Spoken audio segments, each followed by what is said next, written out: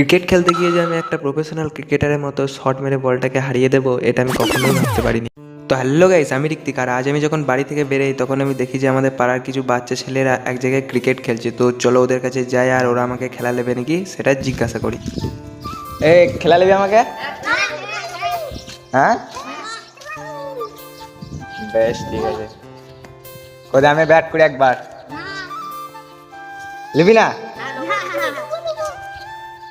তো guys, first বলটায় ভাই white করে দিল, আর দ্বিতীয় বলটা তো আমি ঠেকাতেই পারলাম না। Porque sabe que eu vou pegar e laraiaraia. Só porque eu vou pegar e laraiaraia. তো গাইস, বলটা তো আমি এখন মেরে হারিয়ে দিয়েছি, আর চলো বলটাকে এখন খোঁজা যাক।